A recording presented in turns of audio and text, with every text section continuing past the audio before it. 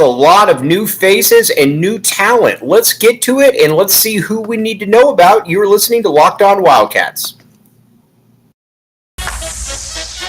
You are Locked On Wildcats, your daily podcast on the Arizona Wildcats, part of the Locked On Podcast Network, your team every day.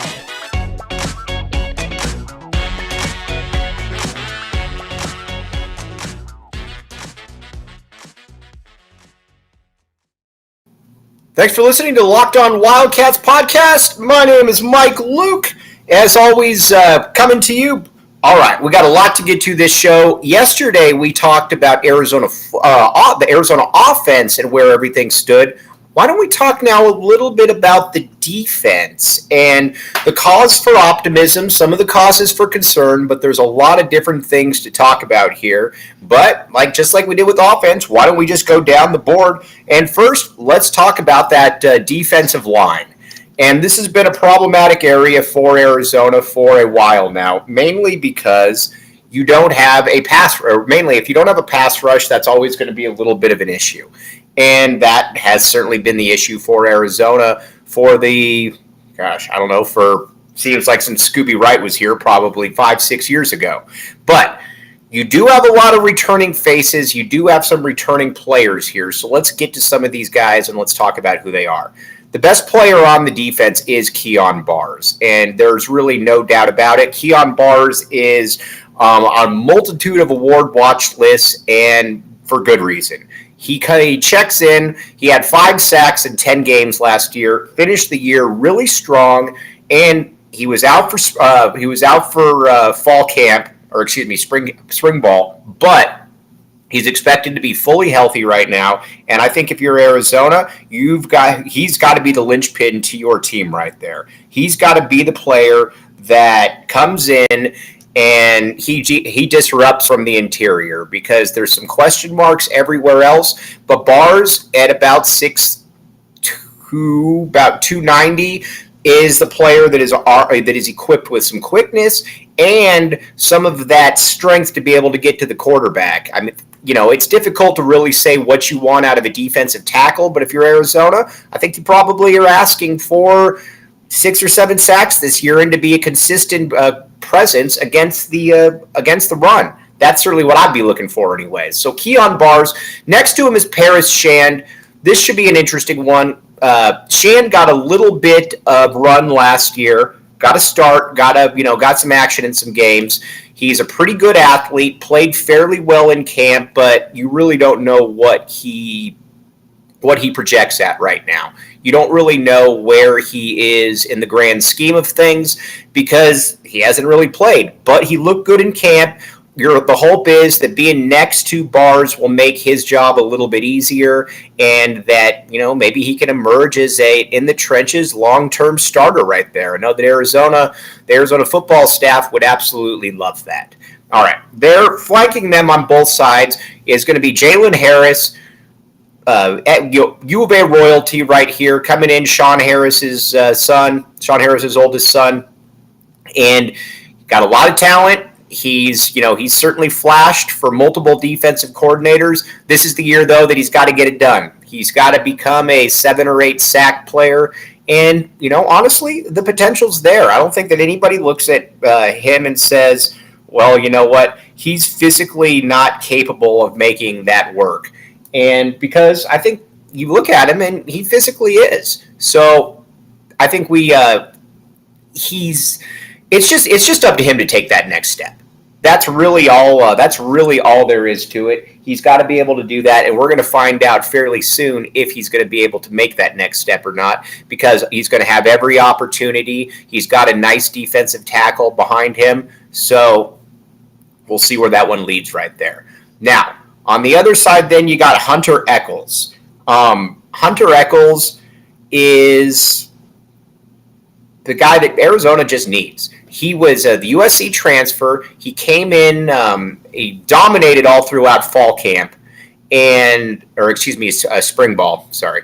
And he transferred that into the games or into the spring game where he was all over the quarterback. And if he can make that, if he can be a 7 or 8 sack guy, it feels like I'm saying that about everybody, but you need a couple of these players to emerge here. If he can emerge as that guy, then Arizona's set, because Kyon Barrs is already kind of a given.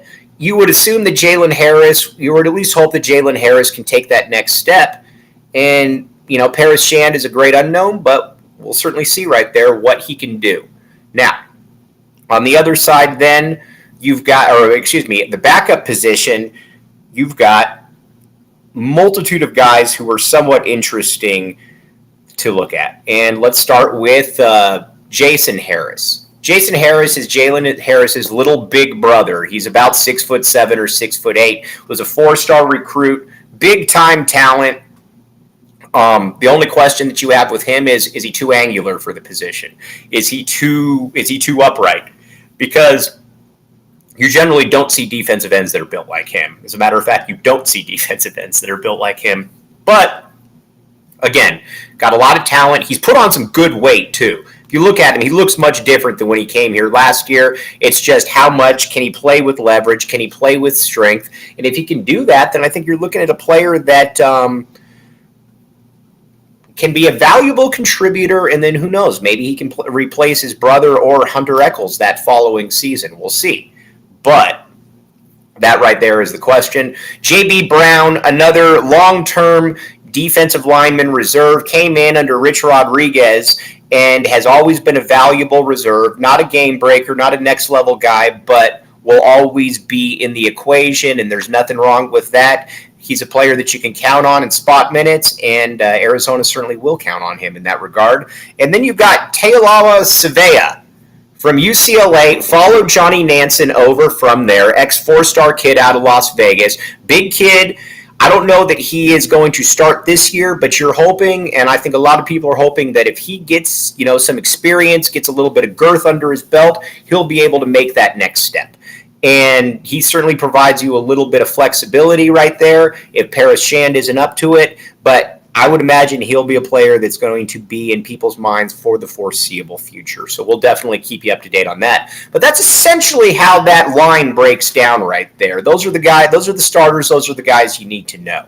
All right, now moving into the secondary, into the linebacker unit, it becomes even a little bit more interesting. So we got a couple of things. Malik Reed, the Wisconsin transfer, kid out of Chandler, big guy, about 6'3", 230. You need him to emerge this year. You need him to be slam one of those starting spots home and to be a tackle machine. There's no reason he can't. Another guy, physically gifted, pretty big dude. It's just on him to be able to take that next step, and I think we'll find out fairly quickly if he's going to. He's flanked by a guy, Jerry Roberts. Roberts last year is one of the few players that actually, has some kudos, has some gravitas under his resume. He's about, not the biggest guy in the world. Had a huge game last year against Utah with 10 tackles, a couple tackle and a half for loss. So that he's physically able, but can he be consistent? Can he be a guy that is playing every single game and getting you, at the end of the season, 90 to 100 tackles? Is he that player? And I don't think that anybody really knows that yet, and we're certainly going to find that one out. But those right now are your two linebackers, and I think Arizona's probably okay with those two. Again, unlike in years past, it's not that you're not worried that are they physically talented enough. You're just wondering, are they good enough? And that will certainly be the case. And then backing him up, you got Anthony Solomon, Michigan transfer, not the biggest dude in the world, but certainly a guy that has some potential as well. A total unknown. So I can't sit here and tell you that he's going to be this, he's going to be that, because quite frankly, I don't know, and the coaching staff doesn't know. So, but again, he'll be given every opportunity, as almost all of these kids are, to get into that starting position and to be one of those players. And then the other linebacker to certainly keep an eye on is Sterling Lane. Now, Sterling Lane, one of the highest-rated recruits that Jed Fish has brought in this year, 4-star kid out of California, pass rusher / run stuffer. I don't know what role he is going to have because he is such a unique player there. Are they going to use him as a pass rusher? Are they going to use him as a run stopper? I don't know that, and I think a lot of people are still trying to figure that one out. Nobody quite knows that, and I think that's where we're going to find out where exactly everything lands with those guys. But that's the front right there. As you notice, there's only 6 players because it's a 4-2-5 defense. But those are the players right there. Those are the backups to certainly keep an eye on because this team is going to rely on those players. Now, moving into the back, this is where it becomes fascinating. Now, let's talk, I guess, initially about the cornerbacks. Christian Roland Wallace, it seems like, has been a starter here for 8 years. Roland Wallace is solid. He's not great, but he's solid. He's very good in press coverage. He's not the fastest guy in the world, so he does get beat over the top, and that's always going to be something that is going to be there, especially if he's playing on an island. He, again, he's a guy that needs the help of a pass rush. He will be greatly benefited by a pass rush, and again, we'll certainly keep you up to date on how that looks, but he's locked in. No matter what happens, he's going to be starting all season. The coaching staff has faith in him. He's the best corner on the team so far, so, I mean, there's really no reason not to. Now, the other cornerback is a question mark, but in a good way. Trayden Stukes came in here out of Chandler with a lot of questions there were a lot of questions abound about him, and a lot of them were just, is he talented enough? He was a lightly recruited kid, walk-on, but he got into the coaching staff's good graces very early on, and he had the most pass breakups on the team last year, and he was generally around the ball. This year's going to be a little bit different because he's going in there as a starter. Is he talented enough? Because he's going to be going against, as we all know, some of the best wide receivers in the country, certainly on the West Coast. And it's easier to hide a guy for 3 or 4 games like that. It's impossible to hide him for a whole season. So sink or swim, this is going to be Trayden Stukes' situation right here. He's going to have every opportunity because the other guys behind him are either probably not quite good enough or a little bit too young. So this will be the Trayden Stukes year when it comes to that. Now, speaking of which, at the backup position, you got a couple different guys. First is Isaiah Rutherford, taller, angular guy out of a transfer from Notre Dame, ex-4-star kid, struggled last year. Now, a lot of DBs would struggle because of the situation that Arizona had, but he just wasn't very good. He got beat a lot, and you never looked at him and said that's a long-term answer. But he's coming in with a renewed attitude, a renewed work ethic. Not that he wasn't working hard. He knows what's expected from him. He's got competition this time, and I think the talent in front of him is certainly better than it was in the past. So he's going to have that chance again. There's going to be all kinds when you're running a situation where you basically got 2 linebackers and 5 DBs. If you emerge as really good, you're going to find your way on the field. So Isaiah Rutherford, if he's good enough, he's going to find his way onto the field. And then the other one, obviously, is Epphesians Prysock. Great name, obviously. He's also out of California, ex-4-star kid, long. And ideally, I think he's a starter next year. I think the U of A coaching staff would love that because that would mean that he's really emerged. But again, very talented, probably the most talented out of the entire cornerback unit, and somebody that I think Jed Fish has very high expectations for, as he should, because this kid could have played pretty much anywhere he wanted in the country. He's got that type of talent, but it'll be fascinating to see if he's physically ready, if he is just able to transition there the way that Arizona needs him. So again, another guy that we're certainly going to keep an eye on because he's got some big-time potential. All right, also need to tell you about BetOnline, the BetOnline Sportsbook. It's been around forever. It's like Christian Roland Wallace. It's been around forever. It's steady and it's dependable. You never find anybody that was like, oh, I didn't like my experience. And the reason why everyone likes it is because it's easy to bet on. When you bet, everything is pretty much delineated out there for you in that you've got futures, you've got props, you've got all kinds of stuff, and it's easy to navigate. They wanted it to be easy to navigate for you because they want you to be able to get in there and have a good time and to be able to make transactions back and forth. So again, check out the BetOnline Sportsbook. It's been around forever. It's not going anywhere, and you will be incredibly happy about it. All right, now let's talk on the other side about one of the big question marks of this team, but also a possibility to be a big strength. You're listening to Locked On Wildcats. Thanks for keeping it locked on Wildcats. I am your host, Mike Luke. All right, now we're talking Arizona football, and we're talking a 4-2-5 defense under Johnny Nansen. Now we're to where this team needs to really have its rudder, and that's on the back end. And that starts, let's talk, you're going to go with a 3-safety look most likely, so let's talk about these safeties that are going to be starting. Jackson Turner. Jackson Turner was a big-time basketball recruit out of high school. Not big-time, but he could have played Power 5. But obviously played football. He's about 6'2 or 6'3, great athlete. You just want him to put it together because you know that if he puts it together, he's going to be problems for quite a while, and he's going to be problems for anybody because of his height, the way that he can run. The thing with Turner is just finding out, can he take that next step? Can he become that consistent contributor? And I guess we're going to find out right here.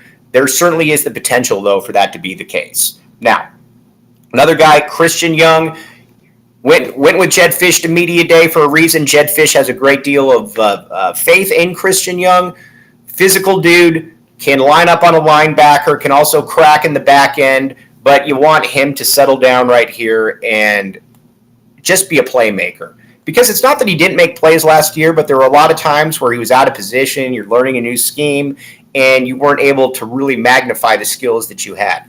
Now, with him, he needs to have a stat line where he's got something like 5 or 6 tackles, not too many, because you don't want you don't want the running backs in the backfield or in the secondary the whole time, but also getting a tackle for loss. Getting a couple pass breakups, maybe get a sack here or there. He's got to be that jack-of-all-trades safety that so many really good teams have. He's capable of doing it, so we're going to find out. And then the other safety, the other starter, is DJ Warnell. DJ Warnell is UCLA transfer, followed Nansen as well, came over here, and looked pretty good.